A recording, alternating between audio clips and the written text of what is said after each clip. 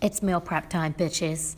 Right, so that's my chicken, a huge mound. I'm cutting my onion. This is my least favorite part because I cannot not cry, and no amount of candles or matches or whatever people say to stop it works. This is my grapeseed oil. It doesn't really matter what oil you use. Use a good oil. There's Marge. But I would say like coconut oil is the best, but I ran out of coconut oil because I made something that I will show you later in this video. We've got some curry powder, some turmeric or turmeric if you're American, some sesame seed oil going in there just because it adds an interesting flavor. Add the onions, saute. It helps that they are sauteing with the spices because it makes them all mix very nice. I have a tea midway through prep. You don't have to, but it makes everything much better.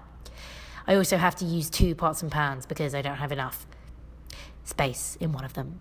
The maple syrup is not for the recipe. It's for my tea, so is the almond milk, but it's very important that you get those things right. If you're going to make a cup of tea, do it right. I'm stir continuously. I think this whole thing only took me... Look how good I'm looking. The whole thing only took me altogether probably like an hour max. Gonna add a bit of honey, bit of almond butter, just for flavor and texture. Soy sauce. I love soy sauce. Soy sauce makes everything better. If you're watching your salt intake, maybe don't, but you know what? I'm not watching my salt intake. I like my salt. I have low blood pressure, so I'm good. Added a little bit of black pepper in there because black pepper goes with everything. Stirring, bit more soy sauce. You can taste it and decide what you want to add. Like you don't have to follow this recipe to the T. Like you can add or subtract anything you want. For example, I just add random red pepper that I find in my cupboard. A lot of my cooking involves just finding shit in the cupboard and adding it, trying it, seeing if it works. This is what I was telling you about. So it's literally just almond butter, oats, coconut oil, and with dark chocolate mixed with coconut oil on top.